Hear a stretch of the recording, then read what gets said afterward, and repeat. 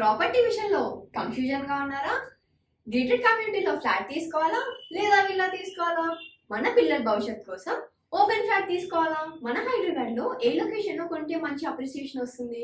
మరి నమ్మకమైన ప్రాపర్టీ కొనాలంటే నమ్మకమైన గైడ్ కావాలి కదా. ప్రాపర్టీ అడ్వైజర్ కోసం సంప్రదించండి వరాహస్వామి ప్రాపర్టీ గూగులర్. కాంటాక్ట్ 7207218485. భక్తి దేవరాయ ప్రేక్షకులందరికీ నమస్కారం. ప్రేక్షకులకి హనుమత్ జయంతి శుభాకాంక్షలు. మిథునంలో మృగశిర 2 పాదాలు, ఆరుద్ర 4 పాదాలు, పునర్వసు 3 పాదాలు ఉంటాయి. మిథున రాశి వారికి ఈ నెల కొద్దిగా అనుకూలం కాదనే చెప్పాలి. 15 తర్వాత బుధుడు మిథున రాశిలోకి ప్రవేశిస్తాడు. అలాగే రవి కూడా 15 తర్వాత మిథున రాశిలోకి ప్రవేశిస్తాడు. వీరికి కొద్దిగా మనసు చంచలంగా ఉండే అవకాశం ఉంటుంది. చిన్న విషయాన్ని కూడా ఆందోళన పడిపోయే అవకాశాలు చాలా కనిపిస్తున్నాయి. అందువల్ల ఆత్మస్థైర్యాన్ని కోల్పోకుండా ఇబ్బంది వచ్చినప్పుడు ధైర్యంగా ఆ ఇబ్బందిని అధిగమించడానికి ప్రయత్నం చేయండి. ఆరోగ్య విషయంలో జాగ్రత్తలు చాలా అవసరం. ఆరోగ్యం ఉంటేనే ఏదైనా సాధించగలుగుతాం. అందుకని ఆరోగ్యాన్ని ముందు శ్రద్ధ చేస్తే మనం ఏ పనైనా చేయడానికి శరీరంలో శక్తి అనేది ఉంటుంది. ఆరోగ్యాన్ని లేదని డేలా పడిపోతే ఏ పని కూడా చేయలేము. దానివల్ల ఇంకా ఆందోళన పెరుగుతుంది.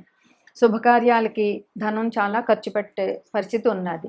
దీనికోసం అప్పులు కూడా చేస్తారు. అందువల్ల అప్పుల పాలు అవ్వకుండా ఎంతవరకు అవసరమో అంతవరకే ఖర్చు పెట్టడం, ఆలోచించి ఖర్చు పెట్టడం అన్నది మిథున రాశి వాళ్ళకి చాలా అవసరం. మనశ్శాంచల ఆందోళన ఉందని చెప్పాను కదా, దానికోసం ధైర్యం తెచ్చుకోవాలి. ధైర్యంగా పరిస్థితుల్ని ఎదుర్కోవాలి. కుటుంబంలో కూడా ఇబ్బందులు ఉండే అవకాశం ఉన్నది. పరస్పర సహకారం లోపించవచ్చు. కుటుంబంలో సమస్యలు రావచ్చు. అందువల్ల కుటుంబ సమస్యల్ని అందరూ కూర్చుని మాట్లాడుకుని పరిష్కరించుకోవడం చాలా చాలా అవసరం. సంతానం విషయంలో కూడా చిక్కులు ఉండే అవకాశం ఉన్నది. పిల్లలు సరిగా చదవకపోవడం, ఒకవేళ చదివినా ఎగ్జామ్స్ సరిగా రాయలేకపోవడం, ర్యాంకులు రాకపోవడం, ఇట్లాంటి సమస్యలు చాలా ఉండొచ్చు. ఆరోగ్య విషయంలో కూడా పిల్లల ఆరోగ్య విషయంలో కూడా చాలా జాగ్రత్తగా ఉండాలి. స్పెక్యులేషను కలిసి రాదనే చెప్పాలి ఈ నెలలో. వ్యాపారంలో నూతన వరవడి అంటే మార్కెట్లో ఏ కొత్త పద్ధతులు ఉన్నాయి, ఏ పద్ధతిలో వెళ్తే వ్యాపారం బాగా జరుగుతుంది అనేది ఆలోచించి మార్కెట్ని పరిశీలించి మీకు ఏది చేయగలిగే శక్తి ఉందో ఆ కొత్త పద్ధతిని మీ వ్యాపారంలో పెట్టి మీరు వ్యాపారం అభివృద్ధి చేసుకోవాల్సిన అవసరం చాలా ఉంది. ఉద్యోగ విషయంలో కూడా జాగ్రత్తగా ఉండాల్సిన అవసరం ఉంది. బాసులతోటి కానీ సహోద్యోగులతో కానీ ఇబ్బందులు వచ్చే అవకాశాలు ఉన్నాయి. అందువల్ల ఉద్యోగ విషయంలో జాగ్రత్తగా ఉండండి. వాతావరణంలో మార్పులు జరుగుతున్నాయి కదా, ఎండలు ఇప్పుడు ఇంకా కొన్ని రోజులు ఎండలు ఎక్కువగానే ఉంటాయి. ఆ తర్వాత వర్షాలు వస్తే ఈ ఎండలకి ఆ వర్షాలకి అనారోగ్య సూచనలు ప్రతి ఒక్కరికి జరిగే అవకాశాలు ఉంటాయి. అందువల్ల ఆరోగ్య విషయంలో ముందే జాగ్రత్త పడవలసిన అవసరం ఉంది. సంఘంలో మంచి పరిచయాలు పెంచుకొని తద్వారా మానసికంగా ధైర్యంగా ఉండొచ్చు. ఆధ్యాత్మికంగా ఎక్కువగా గడిపారంటే ఈ ఆందోళన చాలా వరకు తగ్గుతుంది. ఆహార విషయంలో కూడా చాలా జాగ్రత్తగా ఉండాలి. ఆరోగ్యాన్ని చేటు చేసే ఏవి కూడా తీసుకోకుండా ఆరోగ్యం కాపాడుకోవాలి. శ్రీశైలంలో శివుని దర్శనం చేసుకోవడం ఈ రాశి వారికి చాలా అవసరం. సోమవారం దగ్గరలో ఉన్న శివాలయానికి వెళ్ళి రుద్రాభిషేకం చేయించితే అన్ని సమస్యలు తీరిపోతాయి. వీళ్ళకి అనుకూలమైన తేదీలు 1, 3, 8, 12, 20, 22, 29. ఈ అనుకూలమైన తేదీల్లో కొత్త పనులు మొదలు పెట్టడం లేదా రుద్రాభిషేకాలు చేయించడం, దైవ కార్యాలు చేయడం ఇట్లాంటివి చేస్తే మనకి దైవ సహకారం కూడా ఉంటుంది. ప్రతికూల తేదీలు 5, 10, 15, 17, 24, 26. ఈ ప్రతికూల తేదీల్లో కొత్త పనులు కానీ కొత్త వ్యాపారాలు కానీ మొదలు పెట్టకుండా ఉండడం చాలా మంచిది. Hi, my name is Gautam and I actually stay in Markaj Gate.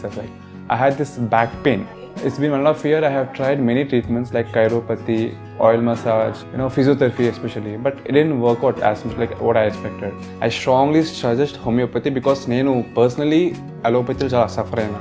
And I definitely do not recommend allopathy. You people can carry on with the homeopathy. Area Malkajgiri and doctor name is like Nageshwar Rao and the clinic name is Neocare Homeopathy.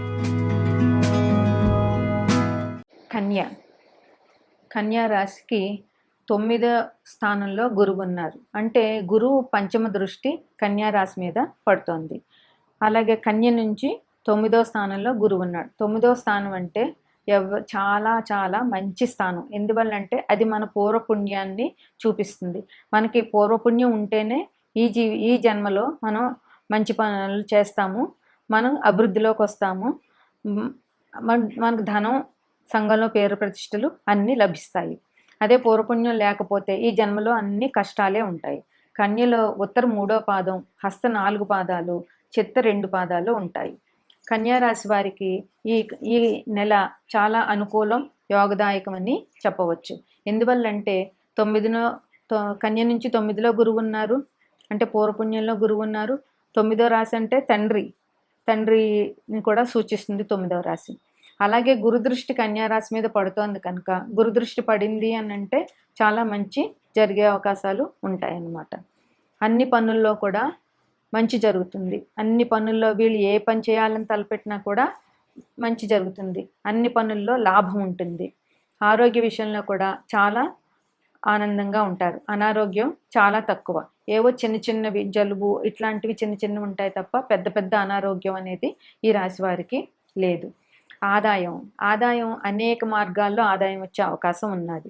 అందువల్ల దీనికి ఏ మార్గాల్లో ఆదాయం వస్తుందనేది జాగ్రత్తగా చూసుకోండి. కుటుంబంలో ఆనందంగా ఉంటారు.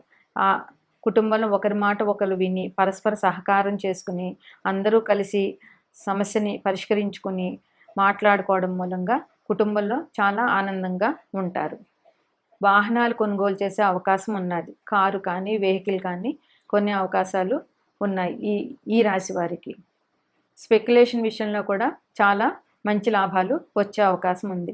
అందువల్ల మార్కెట్లో ఏ ప్రోడక్ట్కి బాగున్నదో ఆలోచించుకుని మార్కెట్ సర్వే చేసుకుని స్పెక్యులేషన్ బిజినెస్ చేసినట్లయితే చాలా లాభాలు దొరికే అవకాశం ఉంటుంది.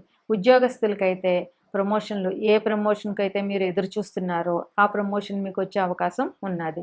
అంతేకాకుండా మీరు ఎంత ఇంక్రిమెంట్ ఎక్స్పెక్ట్ చేస్తున్నారో అది కూడా వచ్చే అవకాశం ఉన్నది. ఉద్యోగులు ఉన్నత స్థితికి వెళ్ళే అవకాశం చాలా ఉంది. విద్యార్థులకి ఇంక విజయమే. టాప్ ర్యాంకులు వచ్చే అవకాశం ఉన్నది.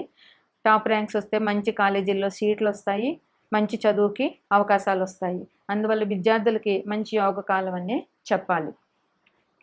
విదేశీ ప్రయాణాలు మీకు అనుకూలించే అవకాశం ఈ రాశి వారికి ఇప్పుడు ఉన్నది. అలాగే ఆధ్యాత్మికంగా కూడా అభివృద్ధిలోకి వస్తారు. ఎందువల్లంటే గురువు పంచమ దృష్టి ఈ రాశి మీద ఉన్నది కనుక గురువు అంటే ఆధ్యాత్మికంగా మనని పైకి తీసుకువెళ్తారు.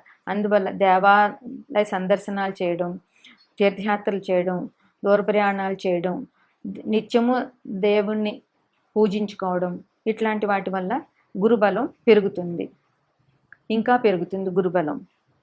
సంఘంలో పరిచయాలు పెరుగుతాయి. సంతానం మంచి అభివృద్ధిలోకి వస్తారు కనుక సంతానం వల్ల ఆనందం ఉంటుంది. వాతావరణంలో మార్పులు ఉన్నాయి కనుక ఆ మార్పులకు అనుగుణంగా మనం ప్రవర్తించితే బాగుంటుంది.